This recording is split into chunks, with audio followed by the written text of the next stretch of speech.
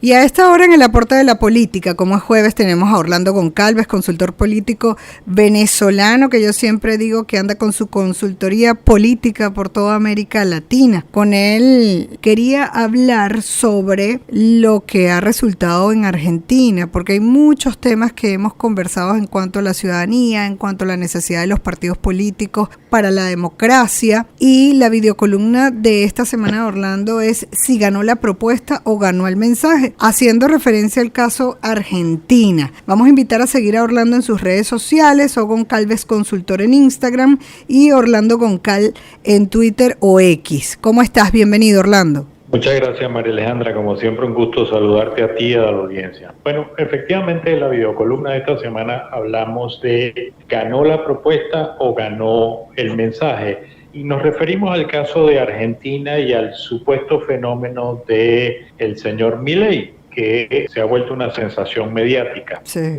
Se volvió un fenómeno y bueno, ha hecho propuestas que han sido controversiales. Tan controversiales que los otros candidatos optaron por meterse en el debate y responderle, más allá de que las investigaciones han dicho de que las propuestas del señor Milei o no son entendidas o son rechazadas. Pero el caso es que todos los candidatos hablaron de eso.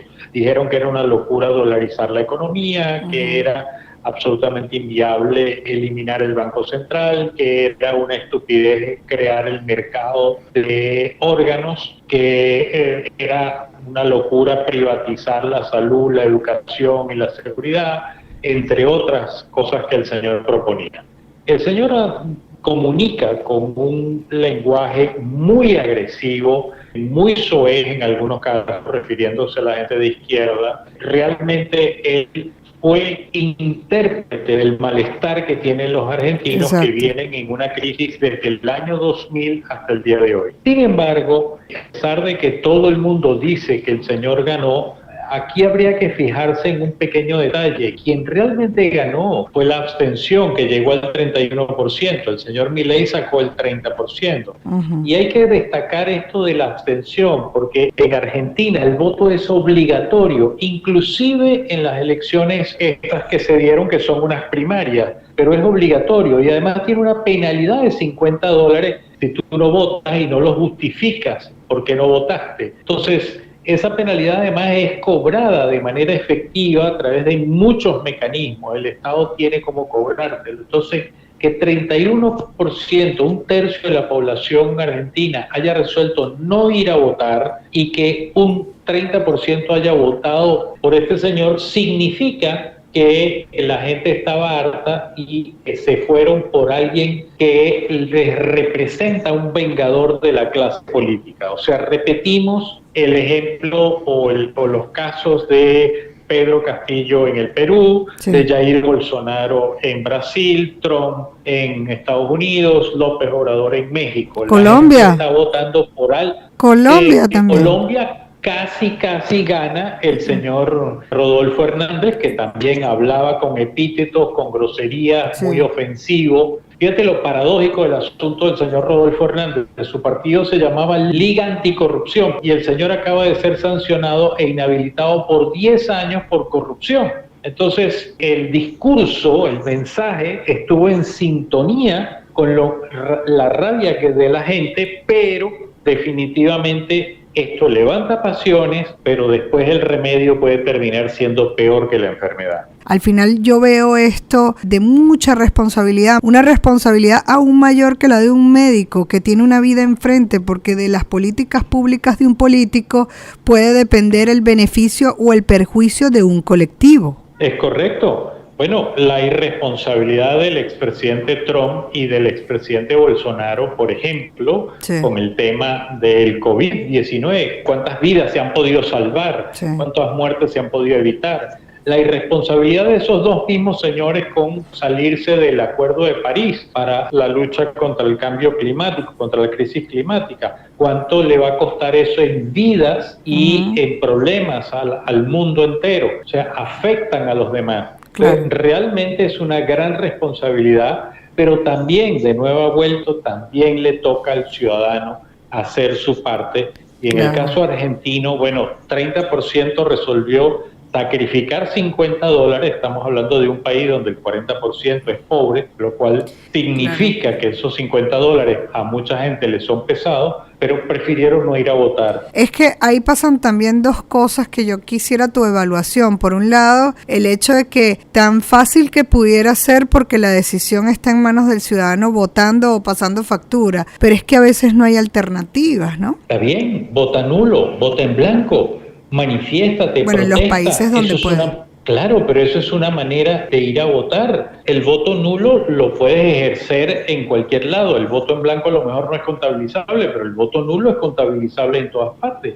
Entonces, ¿quieres protestar? Protesta. Tan simple como eso. Entonces, el ciudadano sí tiene alternativa. Y luego el ciudadano tiene alternativas también en la medida en que participa en el debate público. Y, por ejemplo, si el señor Milei, el público le hubiese comenzado a cuestionar muchas de sus políticas, que repito, los estudios que hizo, por ejemplo, Carlos Fara, que es un gran consultor político y un encuestador argentino, y parte de la videocolumna, lo cito a él hizo los estudios y la mayoría de las propuestas o no eran entendidas o eran rechazadas por la gente, sí. Pero la gente se quedó en eso, en emitirle una opinión en una encuesta, pero no en manifestarlo públicamente, no en retar al señor y decirle tontería o inviable. En el fondo, María Alejandra, el problema es que la gente busca a alguien que se vaya a castigar a esa clase corrupta, teóricamente, de la dirigencia política. El señor, imagínate tú, el señor dice que hay que eliminar el Ministerio de la Cultura, el Ministerio de Sanidad, el Ministerio de Gobernación, que eso no hace falta, el Ministerio de Transporte y Comunicaciones, que eso no hace falta. Y entonces eso significa echar hacia la calle corruptos que están gastando demasiado. Sí, claro. Privatizar la educación y la salud. La gente tiene que pagar por esos servicios cuando eso debería ser un derecho universal y lo es en muchas partes del mundo. Sí. Pero nadie salió a peleárselo. Los otros candidatos se dedicaron a atacar las propuestas de este señor, pero no propusieron las de ellos. Y las de ellos no emocionaron a la gente. Quien va a ser el afectado por esta decisión va a ser el propio pueblo argentino. Así es, lamentablemente así es. Yo tengo mis dudas de que se logre sostener. Es evidente que ganó en 16 de 23 provincias, eso es un gran avance.